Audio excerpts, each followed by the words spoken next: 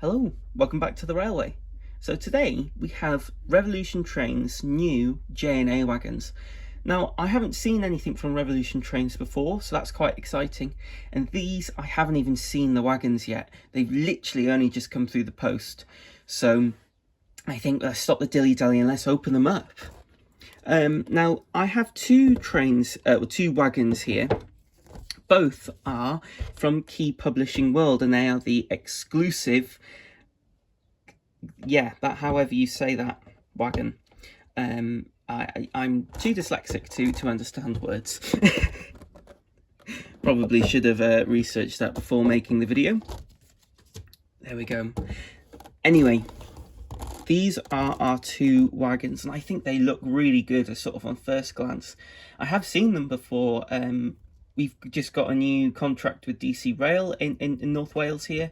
So these are the wagons that we're seeing now, and this is why I've bought these, because you know, I'm starting to see them all the time and I think they look really good. Sorry, I'm just looking for which one is. Here we go. I think we'll open this one last. This one has got the tail light on it, whilst this one is just the ordinary wagon. So I think we'll open up this one first, and yeah, we'll see how we go from there. Okay, let's get this out of the box, shall we? Just put the box to one side, and I mean, on first glance, I think the packaging is quite good. I think it's sufficient for what it is, really, isn't it?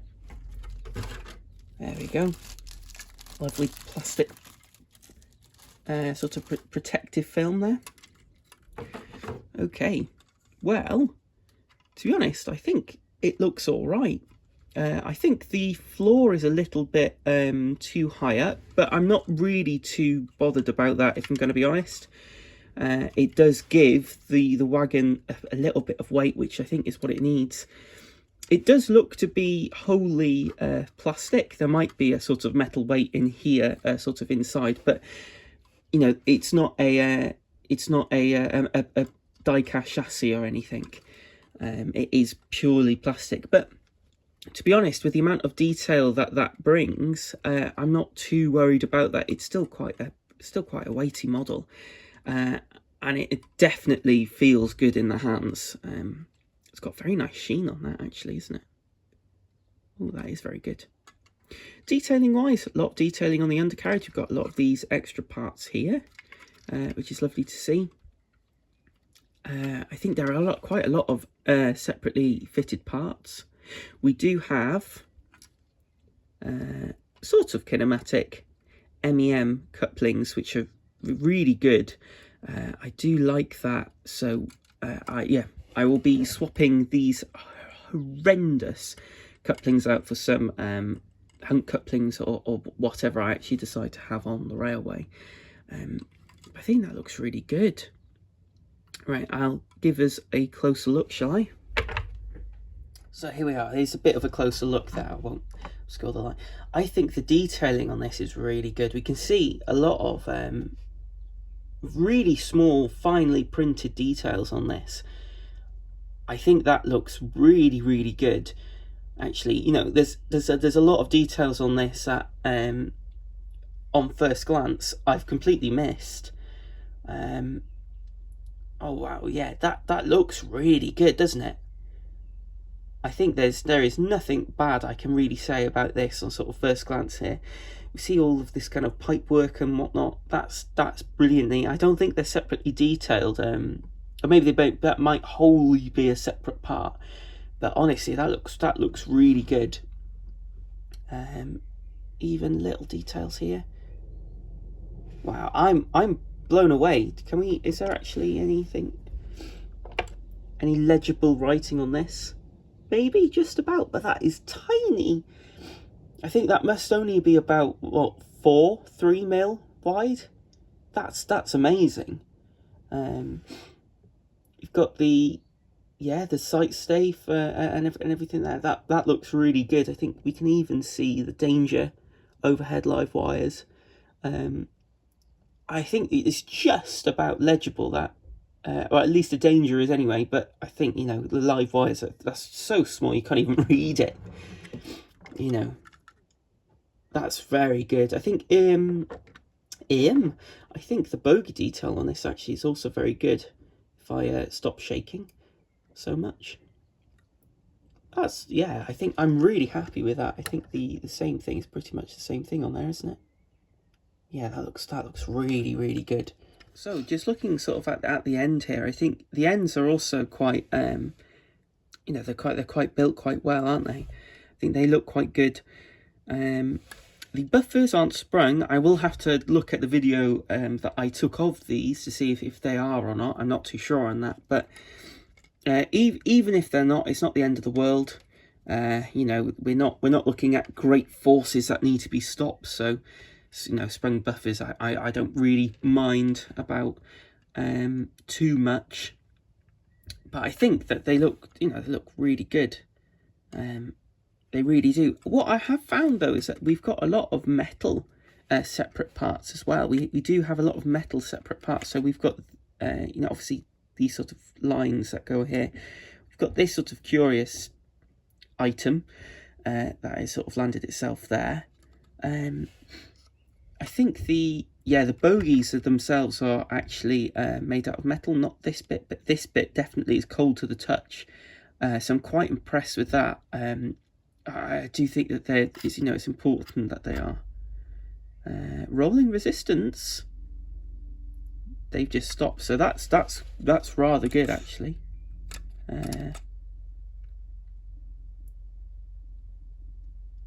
Yeah, that's all right. We'll see how well it does in a sort of whole train, and when we go and put them on the track, we'll go have a proper look. But I think if we put this train to one side and we grab the other, we'll have a look at this one. Now this one, if you can just see there, is the one with the tail lamp on it. So rather interested to see how that all works. And I'll go have a look at the literature as well before we all do that. So I'll be right back. So we've got this out, and what I have found are these detailing packs. I don't know how I managed to miss them, but we do have some detailing packs. So I'll just go about them in just a little bit when I go through the instructions. I think I've just been a little bit too excited to actually see the wagons, but I think they're pretty much the same. If we have a sort of side-by-side comparison here, I think they are. If I don't block the light too much, I think you see that they are pretty much the same. I think the level of how high the actual floor is the same in both. So I'm not too surprised by that. I think that's, you know, I'm not too surprised by that. I think we will have to run these with loads in them, which is fine because, well, that's what they're for, aren't they? But it does mean that you can't really run them empty, which for me I think is a little bit of a downside. But hey ho, it sort of is what it is, isn't it? I think these are pretty much the same thing, apart from this. The tail lamp, and I think that looks all right. A little bit wonky, but yeah, but that's all right. That, you know, I'm not faulting that. Oh, we've got this one's number 7. I think this one was number 4. Was it? Are they the same? Oh no, they are numbered differently. That's good. I think I've managed to buy all 5 with different numbers, which makes me happy inside. Anyway, I think what we'll try and do is look at what the literature says and see if we can get this tail lamp working. So this is just part of the literature here, and it's all the same sort of stuff. We've got the user guide and the prototype. We've got detailing parts here, which we'll have a look at in just a second. But this is sort of what we need to know here. So for the flashing tail lamp, we need 2 CR927 batteries, which are the exact same in the Acura scale nuclear flasks, which is all right. And that's controlled by a small slider switch. Brilliant. I know where that is, and I'll show you in just a minute. And then this is the main thing here. To change the batteries, gently remove the wagon's false floor by pushing up through a hole on the underside. Okay, right then. If we get our wagon with the tail lamp in here, so just where the tail lamp is, there is a sort of hole here in the by the bogie here. And if you can just about see, here there is a switch, and we can switch that on, or if I can actually see, there we go, we can switch that off. Brilliant. Now the hole on the other side, imagine where the other hole would be, but obviously this is filled in. Now you are supposed to push down on here and push out the false floor, but as you can see, I'm really having some difficulty with this, and I think that's a big shame, because you know these wagons are more expensive. You know, they are more expensive. You're paying more money for something that is really nice to have, but you can't have it because you can't remove this blinking floor. That's a bit of a shame, but I suppose it sort of is what it is. I suppose whilst we're here, I'll talk about the detailing. So in the packet we have got two hooks, hook and chain, and then we've sort of got, I'll just slide them in, 3 hoses which go in their respective slots. I don't think so. We've got a hole for a hose here. This is where the hook and chain goes. And then we've got the same thing here, but on this side we've actually got 2 holes for the hose pipe to go in. So that's simple enough. I'm not going to add them on because I need the 2 couplings, but it is there if you need them. So I've been able to get the fake bottom off, and we can see we've got the board here, and we just need to unscrew these 2 screws to access the batteries, which is all fine. It was a bit of a ball ache to try and get this out. Why? Because if we look in here, yeah, there's no hole. What I've been pushing it against has just been the bottom of the wagon, and the only hole that there is this one, which is directly above the switch, and I don't really want to be pushing on that. You know, especially if there's batteries underneath. Now, when you've been looking at Revolution trains, they've got a guide on how to do it. There is supposed to be a hole here, but there just isn't one. It's not there. So what I've had to do is this, which is take some duct tape, stick it to the top of here, and just rip it off.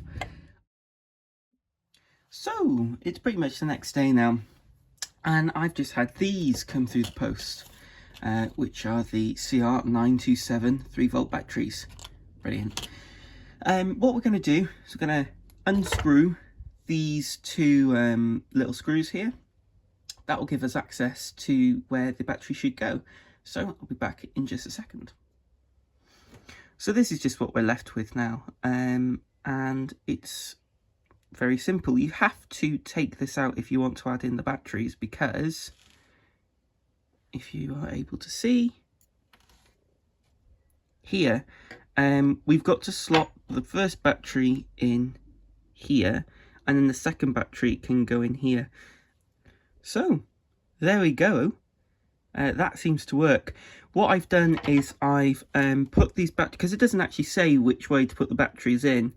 You want the flat top to be facing upwards here, upwards towards this sort of pushy downy bit. Technical terms only here. Right, okay, so we've got all that in now.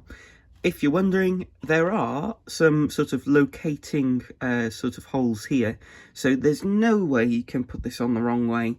And even if you are unsure, the actual switch goes at the back here, not at the front, because when we flick it on, we can see that the light flashes at that end. Brilliant. Right, well, I'm going to slot this back in, and I'll be right back. Well, I think that looks really, really good. That is really, really effective. I absolutely love that. I'm glad that I've kind of ruined the top here, but I'm glad that I did actually go through with this and I've got that flashing tail lamp, because that looks absolutely amazing. I'm really happy with that. Okay, I think we should probably get this on the track. Just a little bit of track, because as we know, my model railway is more model than it is railway. And we'll sort of see what they're like together, how they couple, what the rolling resistance is like. Model and railway. I've just put these wagons on just a little section of track here, just so we can do some rolling, test the rolling resistance. And they're off the track. Even with a sort of light push, they go miles. They go absolutely miles. I think that's really, really good, honestly. That rolling resistance is exactly what we need, especially considering that these aren't light, they're not light wagons either. They do have a bit of weight to them, and seeing them roll like that, that's really good. I'm very impressed by that. Also, while we're here, I'll just show you what they look like coupled together, and that gap here, it's not too bad. I'd like it to be better, and that's why I'm going to be getting some new couplings. They in real life, I think they're pretty much touching buffer to buffer, and that's fine how it is. Of course, we've got to allow them to go around tighter radius curves than what they would do in real life. So that sort of extra bit of gap is fine, and I'm going to remedy that anyway with some new couplings, or hopefully anyway. But yeah, overall, I think these wagons are brilliant. I think they are genuinely brilliant. Apart from, there being no hole in the base, when you do have a look at it, it sort of implies that you're supposed to poke at the at where the batteries are and that sort of board. I don't really want to be poking around in there just in case I break something. So it would be better if they did what they have done before and added the other hole in, at the opposite end. But never mind. It sort of is what it is. I will try and get the marks off on the top where the duct tape has been. And if I can't, I'll just throw in some loads, because, well, what's the point of a wagon if you've got no load in it? Anyway, apart from that, I love the light. I love the way that these look. I love the way that they feel. I love the weight of them. These are really good models. They look just like the real thing as well. The amount of detail you have on the side, it's all really good. There's nothing, bad that I can say about this apart from the obvious. So honestly, if you're thinking of getting them, I'd really recommend it. For me, I can't wait until I get my other three to make a sort of a rake of five wagons. I think that will look absolutely amazing. And with a DC rail, the Acura scale class 60, that should look amazing, when that comes. So, prompts to Revolution Trains here. They've done an amazing job on these wagons, and I would recommend them. So I think really that's all there is to say. Really good model, really impressed. So if you have enjoyed the video and you've watched this far, why not subscribe? It really does help the channel out. And also a big thank you to everyone who has subscribed so far. It really means a lot to me, so thank you very much. And I think, well, that's it. That's the end of the video. So thank you very much for watching, and I will see you hopefully very soon. Goodbye.